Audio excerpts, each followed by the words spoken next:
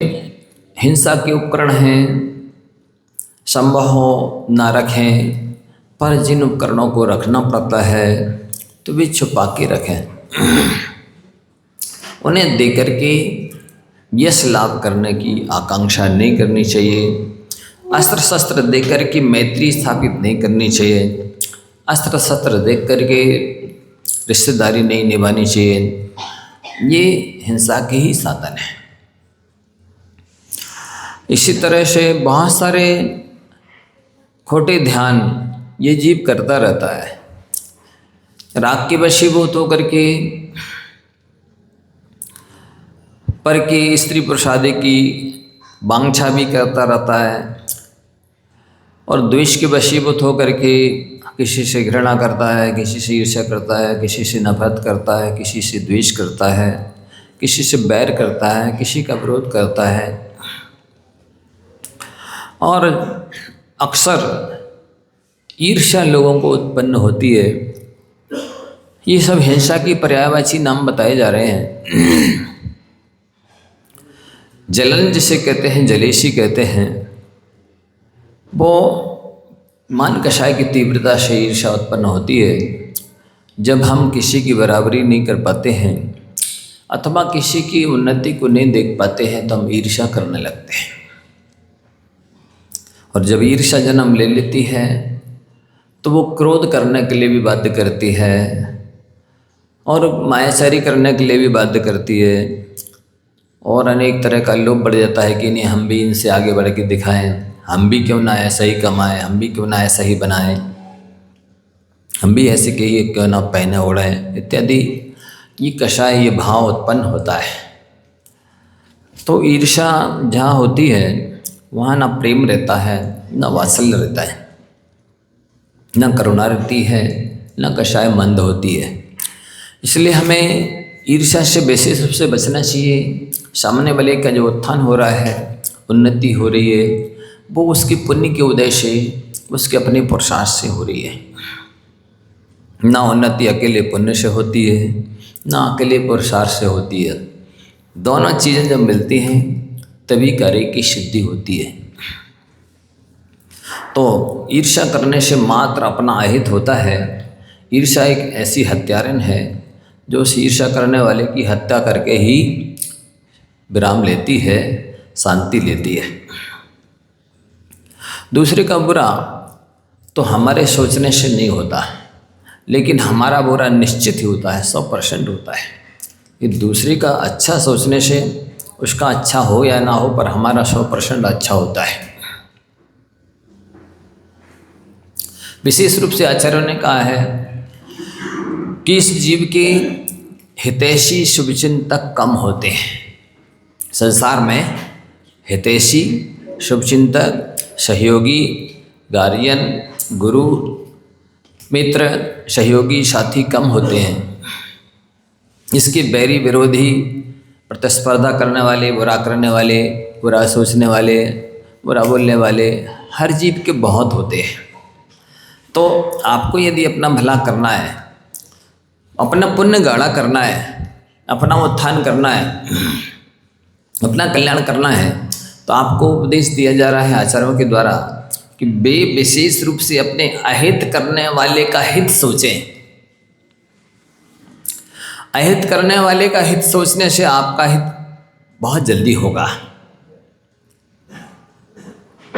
भले उतना हित पूजा भी नहीं कर सकती है जितना हित अहित सोचने वाले का हित सोचने से होता है।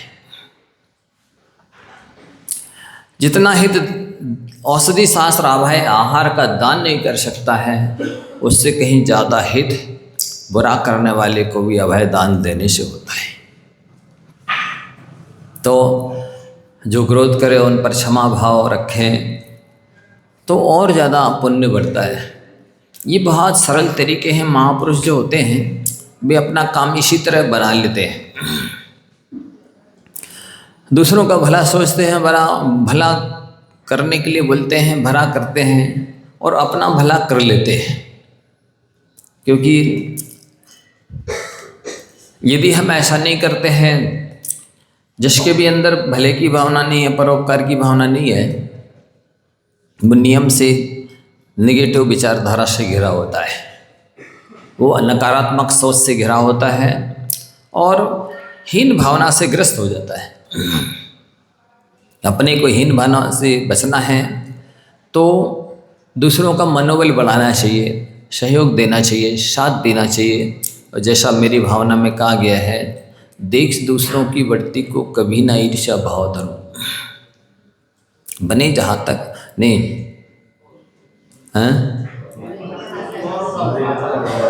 हाँ, ईर्ष्या और कृतज्ञ नहीं होना बहुत बड़ा गुण है ये। ईर्ष्या ना करना और कृतज्ञ ना होना। कृतज्ञ समझते हैं, किए हुए उपकार को नष्ट नहीं करना, भूलना नहीं, किए हुए उपकार को मानना और प्रत्युपकार की भावना रखना। ये ऐसे गुण हैं जो हमको महान बनाते हैं, हमें ऊंचा उठाते हैं, हमें आगे बढ़ाते हैं। तो आज के उपदेश से आपको क्या शिक्षा रख लेनी है? विशेष रूप से महत्वपूर्ण शिक्षा है कि आप कभी भी किसी को पाप वर्धक उपदेश ना दें। पाप में लगाने वाली शिक्षा सलाहें न दें। दूसरा उपदेश है कि आपको अस्त्र शस्त्र जितने भी हिंसा के उपकरण साधन हैं, वे कोई भी साधन दूसरे को न दें। तीसरा उपदेश है कि खोटा ध्यान ना करें। खोटा ध्यान करने वाले जीव मांसाहारी माने जाते हैं। खोटा ध्यान करने वाले जीव आत रौद्र ध्यान करने वाले माने जाते हैं, निकृष्ट प्राणी माने जाते हैं और निकृष्ट गति की तैयारी करने वाले माने जाते हैं। व्यक्ति सबसे ज़्यादा अहित अपना दूसरों का बुरा सोचकर करता है। सुन रहे आप लोग हैं? सबसे ज़्यादा अपना बुरा कैसे होता है? दूसरों का अहित सोचने से अपना बहुत ज़्यादा बुरा हो जाता है। यदि हम खोटा ध्यान छोड़ देते हैं, बुरा सोचना छोड़ देते हैं, अपने आप धर्म ध्यान होने लग जाता है, अपने आप ध्यान लग जाता है, शुभ ध्यान बन जाता है। और जब हम आदर उधर ध्यान से नहीं बच पाते हैं, खोटे ध्यान से नहीं बच पाते हैं और डाहे में, ईर्ष्या में, द्वेष में जलते रहते हैं, तो निरंतर आदर उधर ध्यान चलता रहता है और हम केवल पाप ही पाप बांधते हैं और स्वयं का जो सत्ता में पड़ा हुआ पुण्य है उसको नष्ट करते हैं। चौथा है उपदेश का, आपको खोटे शास्त्र नहीं पढ़ना। कोई भी मैगजीन है, पत्र पत्रिकाएं हैं, उपन्यास हैं, खोटी वीडियो फिल्म इत्यादि हैं, जिनसे हमें कोई विशेष शिक्षा नहीं मिल रही है, प्रेरणा नहीं मिल रही है, ऐसी पिक्चर वगैरह नहीं देखना है। प्राय कर एक तो लोग पढ़ने के लिए टाइम नहीं निकालते हैं और मिल भी जाए तो यहाँ वहाँ के न्यूज़पेपर पढ़ेंगे, पत्र पत्रिकाएं पढ़ेंगे, उपन्यास पढ़ेंगे, जिनमें शिक्षा तो ऊँट के मुंह में जीरे के बराबर मिलती है। शिक्षा कितनी मिल रही है? ऊँट के मुंह में जीरा। ऊँट का मुंह बहुत बड़ा है और जीरा कितना सा है? बहुत छोटा है। इसी तरह से 800 पेज का, 1000 पेज का उपन्यास पढ़ा, 2-4 शिक्षा मिली कोई सामान्य सी, कि गरीबी अच्छी नहीं होती है, कि परोपकार करना चाहिए या कुछ भी, तो इससे अपना समय बर्बाद होता है, श्रम लगता है, आँखें दुखती हैं और बुद्धि भी अपनी व्यर्थ में बर्बाद होती है, अपव्यय होता है। साहित्य ऐसा पढ़ो जिससे हमें कम समय में ज़्यादा शिक्षा मिले, जिससे हमें पग पग पल पल सावधान रहने की शिक्षा मिले। समझ रहे हैं? आराध्य सूत्र जैसे ग्रंथ एक ही ग्रंथ नहीं है, अनेकों ग्रंथों के सार हैं। जैसा कि आप लोग कल पढ़ रहे थे इनका उत्तर कापी पुस्तिका, तो लगा कि किस तरह से सामने वाले ने पढ़ा है तो आलोडन किया है और अपने जीवन में आत्मसात किया है और परिवर्तन भी आया है। तो ये आपको ध्यान रखना है, ये अपने मन को व्यवस्थित करना है, तो आपको अध्ययन अवश्य ही करना चाहिए। अव्यवस्थित मन किसी भी व्यवस्था को जन्म नहीं देता है, बल्कि व्यवस्थाएं हों, सुविधाएं हों, तो भी उनका पूरा लाभ नहीं उठा पाता है, क्योंकि उसका मन अव्यवस्थित है। तो अपन खोटे ध्यान से बचना और प्रमादचर्या, आलस्यपूर्ण क्रियाकलाप, चल रहे तो फालतू घूम रहे हैं, आप इससे बचिए। इससे हिंसा होती है और साथ ही अपना पुण्य क्षीण होता है, समय बर्बाद होता है। आप वहाँ जाएं जहाँ कुछ शिक्षा मिले, प्रेरणा मिले, धर्म ध्यान हो, धर्म की प्रभावना हो, समय का, पैसे का, बुद्धि का, हर चीज़ का सदुपयोग हो। वहाँ जाना सार्थक है। जहाँ कहीं मिलने चले गए, बैठने चले गए, गप्पे करने चले गए, ये समय पास करने के लिए मनुष्य पर्याय नहीं है। ये कर्मों को पास करने के लिए इस मनुष्य पर्याय मिली है। मनुष्य पर्याय किस लिए मिली? कर्मों को पास करने के लिए, कर्मों की निर्जरा करने के लिए मिली है। हर चीज़ में आपको यही ध्यान रखना है, यदि आपका दृष्टिकोण निर्जरा पर रहता है तो आप हर प्रसंग से शिक्षा ले सकते हैं और हर प्रसंग को हंसकर टाल सकते हो, चाहे वो कैसा भी बुरा प्रसंग हो, शोकास्पद हो, हानि दिलाने वाला हो। लेकिन यदि आपकी दृष्टि गुणों पर रहती है तो कभी भी समय बर्बाद नहीं होता। किसी भी प्रसंग में यदि आपकी गुणों पर दृष्टि है, किसी भी प्रसंग में यदि आपकी दृष्टि निर्जरा पर है, कर्म निर्जरा पर, किसी भी प्रसंग में यदि आपकी दृष्टि वहाँ पर क्षमता रख लेती है तो कोई हानि नहीं होती है। लेकिन यदि आप क्षमता नहीं रख पाते हैं, गुण ग्रहण का भाव नहीं है और निर्जरा का लक्ष्य नहीं है, तो आप जहाँ जाएंगे वहीं कर्म बंद करते रहेंगे, उससे लाभ नहीं उठा पाएंगे। साथ ही वचनों को भी बहुत सीमित बोलना चाहिए। शास्त्र में लिखा है कम बोलने वाला निकट भव्य होता है, ज़्यादा बोलने वाला दीर्घ संसारी होता है। और ज़्यादा बोलने वाले को ज़्यादा सम्मान मिलता हो ऐसा नहीं है। जो कम बोलता है उसे ज़्यादा सम्मान मिलता है, जो ज़्यादा बोलता है उसे कम सम्मान मिलता है। बल्कि चुप तो रहो यार, कितना बोलते हो, सुनोगे भी दूसरों की कि नहीं, ये सुनाते ही रहोगे। ऐसे शब्द और सुनने को मिलते हैं। कितना बोलते हो, हमारा तो माथा पक गया, कान पक गए, थक गए हैं, इस तरह से लोग और कहने लगते हैं। मतलब अपन को शांति प्रिय होना चाहिए। लक्ष्य क्या होना चाहिए? एक लक्ष्य बना लो, लाखों करोड़ों का नुकसान हो चाहे लाभ हो, कुछ भी हो, हम अपनी शांति भंग नहीं होने देंगे। शांति प्रिय जीव बहुत जल्दी आत्मकल्याण कर लेता है। और जिसको शांति प्रिय नहीं लगती, मौन प्रिय नहीं लगता, एकांत प्रिय नहीं लगता, वो जीव समझ लो जो अभी दीर्घ संसारी हैं, वो अभी काफ़ी संसार में भटकेंगे। इसलिए लिख लो, शांति प्रिय हो, मौन प्रिय हो, एकांत प्रिय हो। गुप्त साधना में विश्वास रखें, गुप्त धर्म ध्यान में विश्वास रखें। जो बेही लोग अपने धर्म ध्यान का, दान पुण्य साधना का एडवर्टाइजमेंट करते हैं, जिन्हें अपनी साधना पर विश्वास नहीं होता है, जिनकी साधना, जिनका धर्म ध्यान सच्चा और पक्का नहीं होता है, दिखाऊ होता है, जिनको दर्शन पर विश्वास नहीं होता है, वे प्रदर्शन करते हैं। लिख लो ये भी, जिनको दर्शन पर विश्वास नहीं होता है वे हर चीज़ का प्रदर्शन करते हैं। जैसे कोई व्यापारी होता है ना, वो अपने माल का जो भी प्रोडक्शन उसने किया है या रखता है, उसका एडवर्टाइजमेंट करता है, दिखाता है, और बल्कि जैसा नहीं है और ज़्यादा उससे अच्छा दिखाता है। क्योंकि उससे तो व्यापार करना है, उससे तो प्रॉफिट करनी है, मुनाफा प्राप्त करना है। सो वो इस तरह के प्रदर्शन करता है। सच्चा धर्मात्मा प्रदर्शन में नहीं, गुप्त साधना में विश्वास करता है। तो आपको ये बताया जा रहा है कि आप अनर्थ से बचें। अनर्थ क्या है? जिसका कोई अर्थ नहीं है, जिससे कोई पुण्य नहीं मिलने वाला है, शिक्षा नहीं मिलने वाली है, गुण नहीं मिलने वाले हैं, निर्जरा नहीं होने वाली है, प्रभावना नहीं होने वाली है, वे सब अनर्थ कहलाते हैं। इसी तरह से पिछले विगत दिनों बताया कि आप जल का दुरुपयोग करने से भी बचें, क्योंकि जल ही जीवन है, कहते तो हैं आप। लेकिन कितना पानी गाड़ियों के धोने में और अपने कमरे इत्यादि के धोने में और वस्त्र के धोने में, नहाने में, कुल्ला, मंजन, दाढ़ी इत्यादि बनाने में बर्बाद करते हैं, वो 10 गुना ज़्यादा होता है। तो 10 गुना ज़्यादा पापबंद भी होता है। आप इससे बच सकते हैं। आपको जल सीमित उपयोग करना चाहिए, घी और दूध की तरह। इसी तरह बिजली है, ये बहुत हिंसा से बचने वाली है। हमेशा कोशिश करें, यदि हमारा बिना लाइट के काम चल जाए तो लाइट नहीं जली रहनी चाहिए। बिना पंखा के काम चल जाए तो पंखा, कूलर, एसी नहीं चलना चाहिए।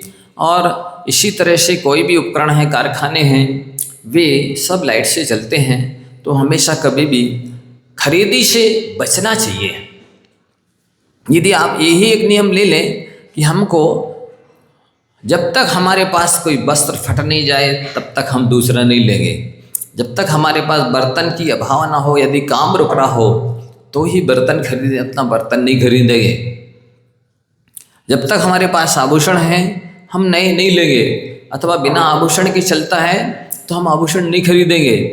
व्यक्ति यदि इतना भी कर ले कि चलो आपके पास जो है उसको आप नहीं छोड़ पा रहे, दान नहीं दे पा रहे, त्याग नहीं कर पा रहे, तो कम से कम अब नया नहीं खरीदेंगे कुछ भी। हम वस्त्र हों, आभूषण हों, बर्तन हों, और भी जनरल जो भी चीज़ें हैं, इसमें बहुत ज़्यादा दुरुपयोग होता है।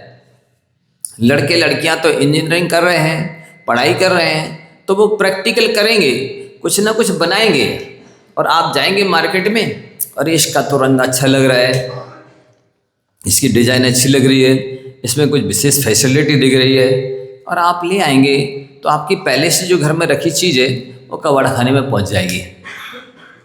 अनावश्यक मैनेजमेंट बढ़ता है, अनावश्यक खर्च बढ़ता है, अनावश्यक देखरेख करनी पड़ती है, उसका अनावश्यक चिंता बढ़ जाती है, मूर्छा भी बढ़ जाती है, और वो काम में भी नहीं आती है, और हम दूसरे को भी नहीं दे पाते हैं। तो इस तरह के कामों से आपको बचना है।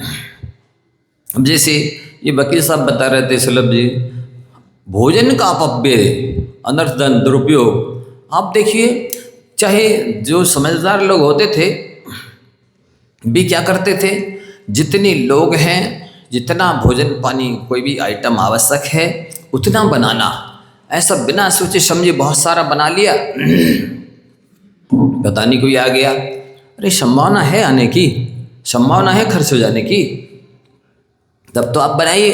कोई दाल चावल हो, रोटी हो, कोई भी व्यंजन पकवान हो, ऐसा अनावश्यक नहीं बनाना चाहिए। होता ये है, खर्च होता नहीं है। जब वो सड़ गया, दुर्गंध आने लगी, पॉलीथीन में बांध करके ऊपर से फेंक दिया। अब बेचारे भी पशु उसे खा लेते हैं, दुर्गंधित होता है, मैं पॉलीथीन के खा लेते हैं, उनके पेट फूल जाते हैं, बिना असमय में बिना मौत के मरना पड़ता है। साथ ही उसमें जो आपने बना के रख लिया, कितने जीव उत्पन्न हो गए। जब दुर्गंध तभी आती है जब उसकी मर्यादा खत्म हो जाती है, उसमें जीव उत्पन्न हो जाते हैं, तभी दुर्गंध आती है। इसके पहले किसी भी भोजन सामग्री में दुर्गंध नहीं आती है। दुर्गंध आने लगी है यानी उसका स्पर्श बदल गया है, उसका रस स्वाद बदल गया है, उसकी खुशबू गंध बदल गई है, उसका रंग बदल गया है। समझ लीजिए कि वो चीज़ विकृत हो गई है, उसमें जीव उत्पन्न हो गए हैं, उसकी मर्यादा समाप्त हो गई है, उसके जो विटामिन्स हैं, पोषक तत्व हैं, वे खत्म हो चुके हैं। अब यदि इस चीज़ को खाया जाएगा तो निश्चित ही वो स्वास्थ्य के लिए हानिकारक होगी। तो पहले के ज़माने में लोग बहुत नाप तोल करके बनाना और भोजन भी जब करते थे ना, तो थाली को पहुँच करके चाट लेते थे, धो करके पी लेते थे थाली। ऐसा नहीं लगता था कि इसमें भोजन किया गया है। आज तो क्या होता है, लेते गए, आधा छोड़ दिया, विवेक ही नहीं है कि आपके जो ये भोजन है जूठा हो गया है और इस आपकी मुंह की लार इसमें लग गई है, तो अब इसमें तुरंत समूर्छन जीव उत्पन्न हो जाएंगे। अभी रात भर रखा रहेगा या दिन भर पड़ा रहेगा तो इसमें कितने जीव उत्पन्न हो जाएंगे। तो उतना ही लो थाली में, जो व्यर्थ न जाए नाली में। ये जो लिखा रहता कई जगह भोजनशाला की या कहीं भी आगे कि आप बिना सोचे समझे ना लें, सामने वाले ने रख दी है। अब ये बफे सिस्टम चल गया ना, कौन सा, हाँ कोई लोग बोलते थे कि इसको गिद्ध भोज बोलते महाराज जी, गिद्ध भोजन है ना। ये बफे सिस्टम क्या है, गिद्ध भोजन है। इसमें ना कोई जूते उतारते हैं, ना हाथ धोते हैं, ना कुल्ला करते हैं, कितने दिन की बासे कपड़े पहने हैं, कौन सी जाति के हैं, कैसे जूठे मूठे शुद्ध अशुद्ध हैं और कैसे उनके शरीर से दूषित बरगड़ाएँ निकल रही हैं, कैसे उनके वस्त्रों से दूषित बरगड़ाएँ आ रही हैं। हम लोगों के पास जब आ जाते हैं ना कोई ऐसे लोग, बिल्कुल बासी कपड़े या कुछ भी, तुरंत हमको इफेक्ट पड़ जाता है, क्योंकि फ्रेश एयर इज रिजुविनेटिंग, स्वच्छ वायु स्वास्थ्यवर्धक होती है। स्वच्छ वायु में रहते हैं ना हम लोग, तो थोड़े से भी दूषित प्रदूषित लोग पास में आ जाते हैं तो हमको तुरंत एकदम से अलग फीलिंग होने लगती है कि दूषित हो गया वातावरण, और सिर भारी होने लग जाएगा, स्वास्थ्य पर तुरंत असर पड़ता है। तो ऐसे लोग सब छू रहे हैं, अपने हाथों से ले रहे हैं, जूठे मीठे खा रहे हैं, और ज़्यादा ले लिया, छूट गया तो छोड़ दिया टेबल पर, आगे चलते बढ़े। अब एक का जूठ देखो, एक का जूठा दूसरा खाता नहीं है, प्राय करके तो लोग